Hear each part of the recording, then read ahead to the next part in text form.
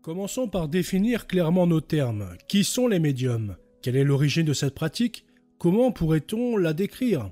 Un médium est un individu qui prétend posséder la faculté de communiquer avec le monde spirituel.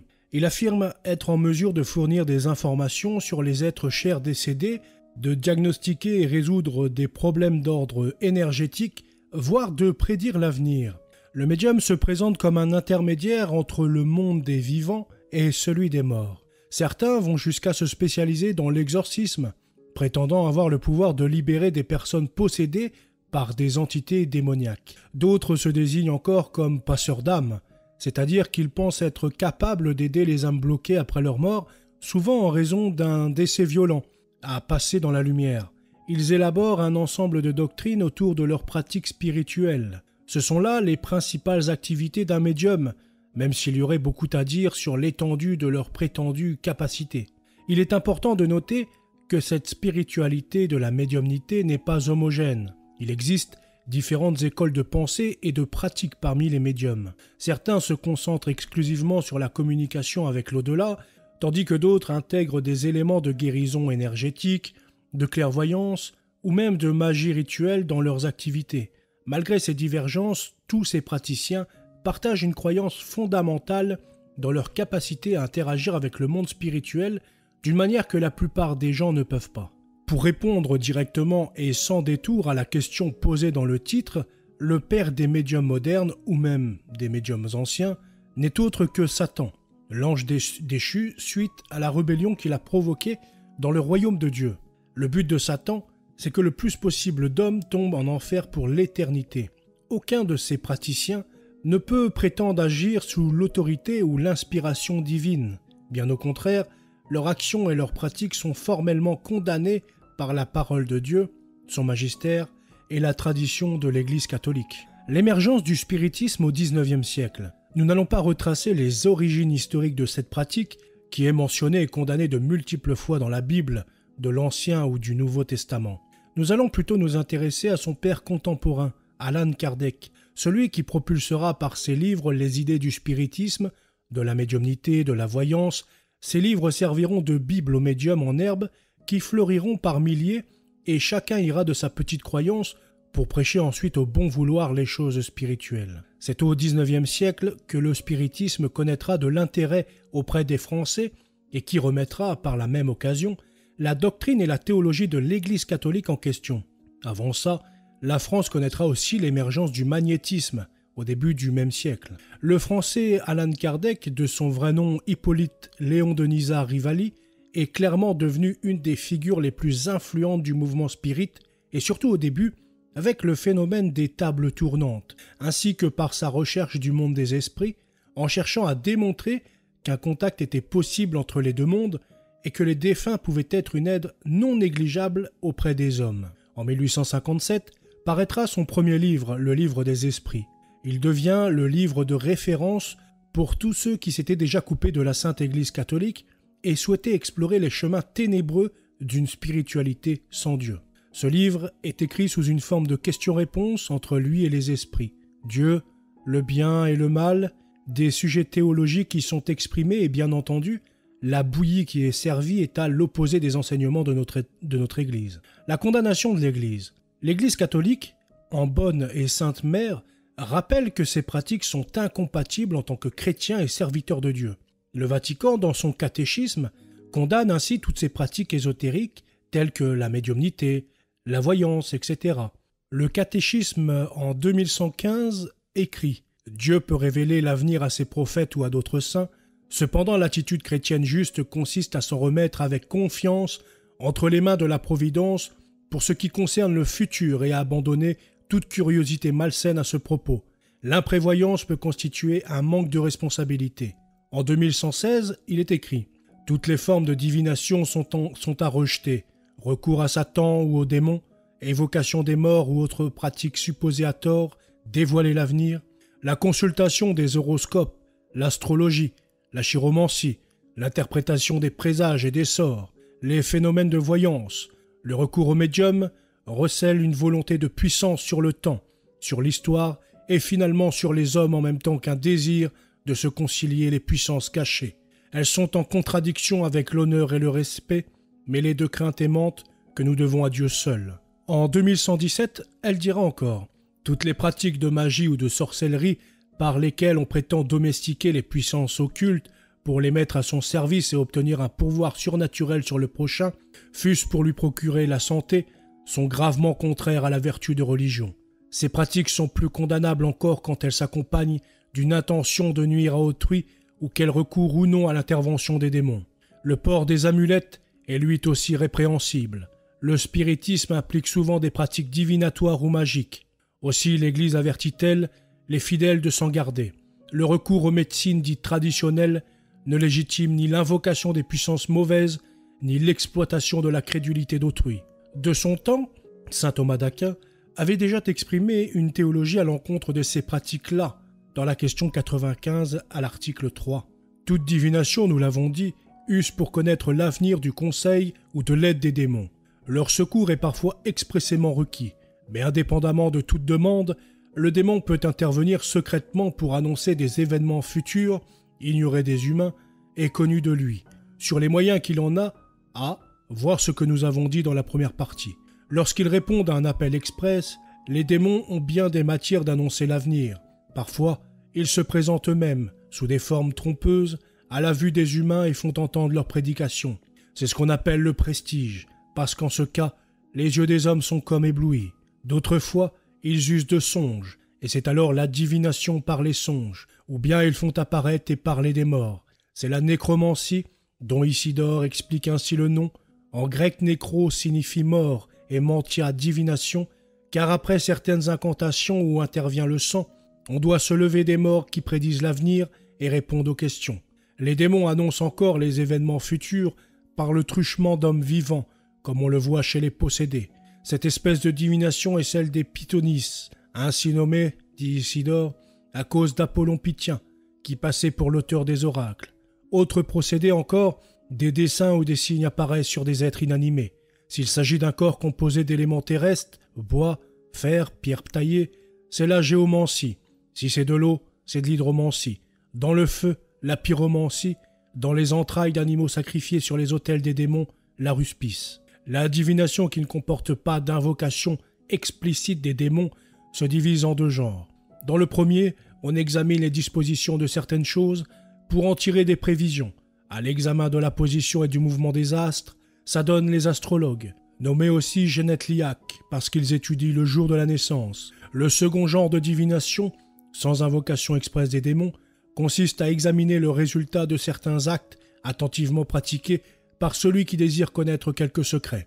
Par exemple, on trace des lignes en prolongeant des points, ce qui se rattache à la géomancie, ou bien on examine les dessins formés par du plomb fondu jeté dans l'eau, ou encore on dépose dans un récipient qui les cache des papiers, écrits ou non, et l'on observe qui tirera tel ou tel. On use aussi de fœtus inégaux que l'on présente pour voir qui prendra la plus longue ou la plus courte paille. On jette les dés pour voir qui aura le plus grand nombre de points. On lit un passage d'un livre qu'on trouve au hasard. Tout cela porte le nom de sort. Il y a donc, au total, 3 genres de divination. Premièrement, divination par appel manifeste aux démons, c'est le fait des nécromanciens. Deuxièmement, par simple considération de la position ou du mouvement d'une chose étrangère, c'est le fait des augures.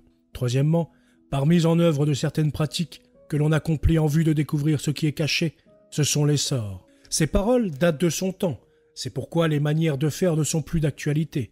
Mais la pratique, elle, reste la même. C'est finalement d'utiliser les démons, consciemment ou non, pour découvrir ou apprendre quelque chose de secret. Retour à Allan Kardec. Comme je l'avais dit plus haut, le livre qui a servi d'apprentissage aux médiums en herbe a été le livre des esprits. Voyons quelques passages et commentons cela. À la question numéro 627 du livre des esprits de Allan Kardec écrit, demande, « Puisque Jésus a enseigné les véritables lois de Dieu, quelle est l'utilité de l'enseignement donné par les esprits? Ont-ils à nous apprendre quelque chose de plus ?» Et là, l'esprit démoniaque répond, « La parole de Jésus était souvent allégorique et en parabole, parce qu'il parlait selon les temps et les lieux. Il faut maintenant que la vérité soit intelligible pour tout le monde. Il faut bien expliquer et développer ces lois, puisqu'il y a si peu de gens qui les comprennent et encore moins qui les pratiquent. Notre mission est de frapper les yeux et les oreilles pour confondre les orgueilleux et démasquer les hypocrites, ceux qui affectent les dehors de la vertu et de la religion pour cacher leur turpitude. L'enseignement des esprits doit être clair et sans équivoque, afin que personne ne puisse prétexter ignorance et que chacun puisse le juger et l'apprécier avec sa raison. Nous sommes chargés de préparer le règne du bien annoncé par Jésus. C'est pourquoi il ne faut pas que chacun puisse interpréter la loi de Dieu au gré de ses passions, ni fausser le sens d'une loi tout amour et de charité. La question demeure, que peuvent réellement donc apporter ces esprits en termes d'enseignement ? Un esprit démoniaque prétend être là pour aider les hommes à comprendre les paroles de Jésus-Christ. Mais à y regarder de plus près, cette prétention met de côté l'Église catholique et son rôle insurpassable d'interprète infaillible de la Bible. Il semblerait qu'à travers les paroles de ce démon, une nouvelle théologie se dessine, visant à remplacer celle de l'Église et à promouvoir l'émancipation de l'homme de l'autorité ecclésiastique. À la question suivante, donc la question 628, Allan Kardec lui dit « Pourquoi la vérité n'a-t-elle pas toujours été mise à la portée de tout le monde ?» Et là, le démon lui répond « Il faut que chaque chose vienne en son temps. La vérité est comme la lumière. Il faut s'y habituer peu à peu, autrement elle éblouit. Jamais il n'est arrivé que Dieu permite à l'homme de recevoir des communications aussi complètes et aussi instructives que celles qui lui est donné de recevoir aujourd'hui. » Le démon revêt habilement le masque d'un être de lumière, trompant ainsi son interlocuteur.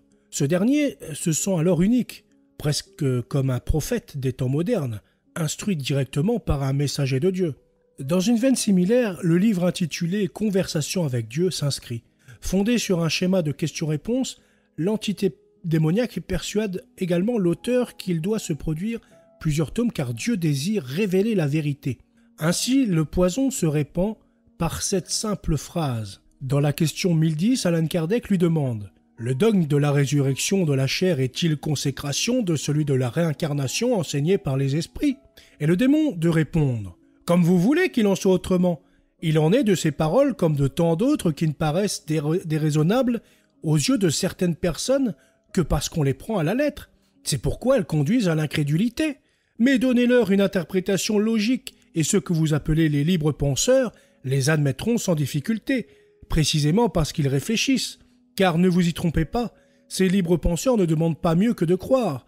Ils ont, comme les autres, plus que d'autres peut-être, soif de l'avenir, mais ils ne peuvent admettre ce qui est controuvé par la science. La doctrine de la pluralité des existences est conforme à la justice de Dieu.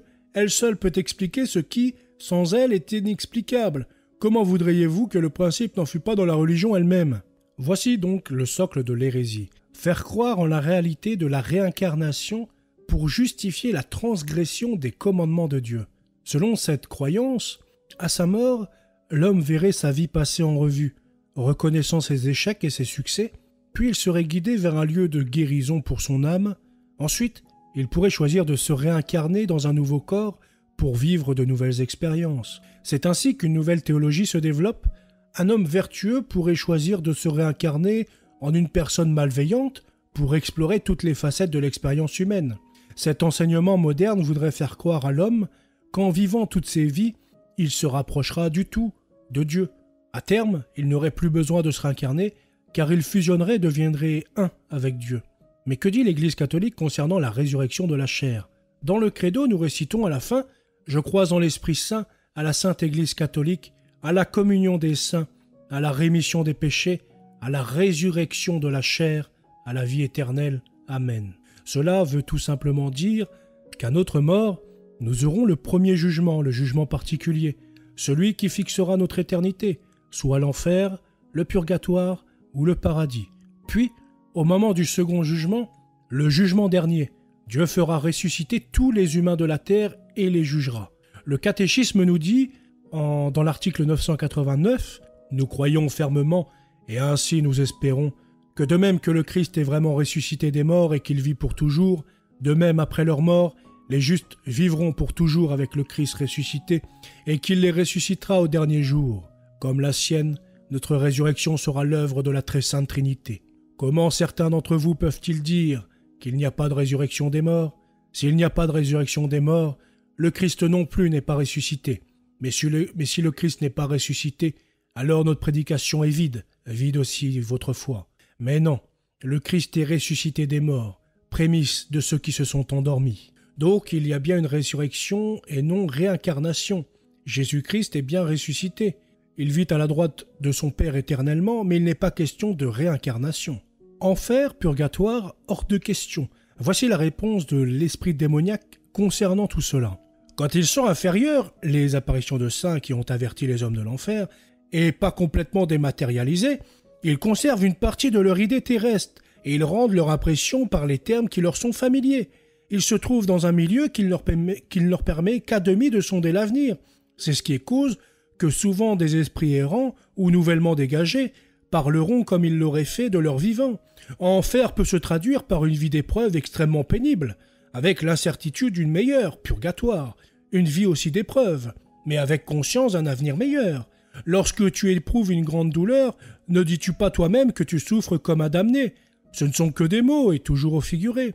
Ils parlent un langage compris des personnes qui les interrogent. Quand ces personnes sont trop imbues de certaines idées, ils ne veulent pas les heurter trop brusquement pour ne pas froisser leurs convictions. Si un esprit allait dire, sans précaution oratoire, à un musulman que Mahomet n'est pas un prophète, il serait très mal reçu. Alors Allan Kardec répond, d'après cela, l'enfer et le paradis n'existeraient pas tels que l'homme se les représente. Ce ne sont que des figures, il y a partout des esprits heureux et malheureux. Cependant, comme nous l'avons dit aussi, les esprits du même ordre se réunissent par sympathie, mais ils peuvent se réunir où ils veulent quand ils sont parfaits. Voilà qui écarte rapidement les véritables dogmes de foi. Ainsi, selon cette vision, l'homme n'aurait plus à craindre de l'enfer, car selon ce démon, une âme parvenue à la perfection pourrait choisir d'aller auprès des esprits en détresse par empathie. L'idée de jugement disparaît, remplacée par une liberté de choix totale. C'est seulement un aperçu succinct des 400 pages de ce livre odieux. Il faudrait écrire une œuvre entière pour juxtaposer la véritable théologie divine à celle des démons dépeints dans cet ouvrage. Et aujourd'hui alors, que font ces médiums? De nos jours, les médiums élargissent considérablement leur audience grâce à l'avènement d'Internet et des réseaux sociaux. Les méthodes traditionnelles se voient reléguées au second plan face à l'impact massif de ces nouvelles plateformes. Ils se sont transformés en véritables influenceurs numériques, diffusant une multitude de contenus ésotériques qui captivent en particulier la jeune génération. Afin d'optimiser leur portée, ces médiums modernes collaborent fréquemment entre eux pour organiser des sessions en direct ou des lives sur YouTube, Instagram et d'autres plateformes de médias sociaux.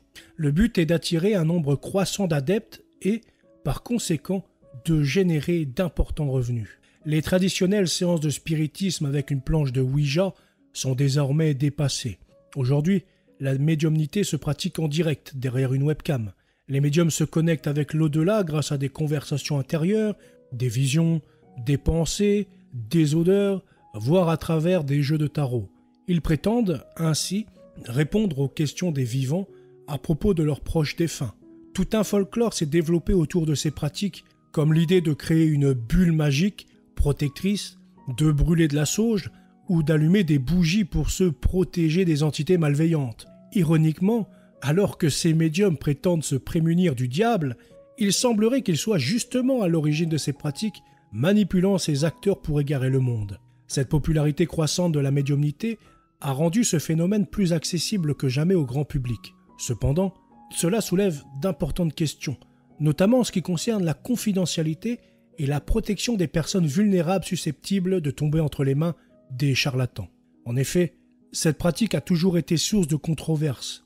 Comme je l'expliquais plus haut, l'ésotérisme rentre directement en conflit avec la théologie catholique car toute tentative de communiquer avec l'au-delà en dehors de la grâce de Dieu est condamnée. L'essor de la médiumnité soulève donc de graves questions éthiques, notamment en ce qui concerne l'exploitation de personnes émotionnellement vulnérables. Souvent, ces individus sont en état de détresse psychologique suite à la perte d'un être cher. La promesse des médiums de communiquer avec les défunts peut offrir un faux espoir et les exposer à des manipulations douteuses, une pratique qui est en contradiction flagrante avec les principes d'amour et de respect de la dignité humaine énoncés dans les enseignements de l'Église catholique. De plus, il est essentiel de considérer les conséquences psychologiques potentiellement désastreuses de la médiumnité. Au lieu de traverser et de traiter le processus de deuil de façon purement naturelle, certaines personnes peuvent se retrouver piégées dans une dépendance au service des médiums, espérant établir une communication avec leurs proches disparus. Cette dépendance peut sérieusement entraver le processus de guérison, exacerbant ainsi leur souffrance. Dans les cas les plus extrêmes, cette obsession de communiquer avec le défunt peut même conduire à des pensées suicidaires, avec la fausse croyance que la mort mènera à des retrouvailles idylliques. Cette vision romantique de la mort et de l'au-delà, véhiculée par l'eschatologie démoniaque de l'ésotérisme, est non seulement trompeuse, mais également potentiellement mortelle. Il est donc crucial de faire preuve de prudence face à ces pratiques et de rechercher un soutien approprié face au deuil, comme le conseil d'un professionnel de la santé mentale, le soutien de ses proches ou l'accompagnement spirituel offert par l'Église catholique. Le réconfort véritable et durable se trouve dans l'acceptation de la perte, la guérison par le temps et la foi en la promesse de la résurrection que nous offre le Christ. Le combat des catholiques. Confrontée à une déchristianisation croissante, la population française et européenne offre un sol fertile à l'essor de la médiumnité et d'autres formes d'ésotérisme. Dans une société où la foi traditionnelle décline, beaucoup se trouvent désorientés, ressentant un vide spirituel qu'ils cherchent à combler. C'est dans ce contexte que se multiplient les pratiques médiumniques qui, avec leur promesse de contact avec l'au-delà et de réponse à des questions existentielles, séduisent un public en quête de sens. Plus qu'une simple tendance culturelle, l'essor de la médiumnité moderne témoigne d'une crise spirituelle plus profonde. En l'absence de l'enseignement religieux traditionnel et de la direction morale qu'il fournit, certaines personnes se tournent vers des sources alternatives pour leur guidance spirituelle. Ce faisant, ils sont susceptibles de tomber dans les pièges de charlatans qui profitent de leur vulnérabilité pour leur vendre de fausses promesses. De plus, cette quête de spiritualité en dehors des voies traditionnelles peut mener à une confusion doctrinale et à un syncrétisme mélangeant diverses croyances et pratiques de façon incompatible avec la foi catholique. Dans ce sens, la montée de la médiumnité moderne soulève la nécessité d'une nouvelle évangélisation afin de réaffirmer les enseignements de l'Église catholique et de proposer une alternative authentique à ces pratiques ésotériques. Les catholiques sont appelés à défendre vigoureusement la doctrine de l'Église catholique. Ils sont confrontés à la tâche difficile mais cruciale de démasquer les tromperies de Satan, notamment celles liées à la médiumnité et autres formes d'ésotérisme qui séduisent de nombreuses personnes à la recherche de réponses spirituelles. Nous ne nous étalerons pas non plus sur les fausses églises, protestantes, évangéliques, sédévacantistes, etc. Un des défis majeurs réside dans l'éducation des familles sur les dangers que ces pratiques peuvent représenter pour l'âme. Il est impératif de rappeler les enseignements de l'Église concernant le sort des âmes après la mort et l'importance de ne pas chercher à rentrer en contact avec les morts, à part grâce à la prière. Cette démarche d'éducation doit également mettre l'accent sur les promesses d'espoir et de salut offertes par la foi catholique comme alternative à l'illusion du réconfort procuré par la médiumnité. C'est une guerre spirituelle continue entre le bien et le mal, entre Dieu et le diable, dans laquelle chaque catholique est appelé à participer activement. Mais loin de décourager, ce combat peut en réalité renforcer notre foi. En se tenant fermement sur les fondements de la doctrine catholique, nous sommes non seulement en mesure de résister aux séductions des démons, mais aussi de contribuer à une réévangélisation. C'est aussi l'occasion pour nous de mettre en pratique les enseignements de l'Église sur l'amour, la compassion et la sollicitude envers les personnes égarées ou en détresse. Il ne s'agit pas seulement de condamner les personnes victimes de ces charlatans, mais aussi d'accompagner ceux qui s'y sont laissés prendre, de les aider à découvrir la vérité de la foi catholique et de les soutenir dans leur chemin de retour vers Dieu. Nous ne devons pas relâcher nos efforts dans ce combat pour la vérité, tout en gardant toujours à l'esprit que notre prière, notre chapelet sont des armes puissantes et que notre Dieu est plus puissant que Satan, qui n'est lui qu'un ange déchu créé des mains de notre Père. Voilà, c'est tout pour cette vidéo un petit peu longue. J'espère qu'elle vous aura plu. N'hésitez pas à la partager, à commenter et à déposer votre pouce bleu. Salut!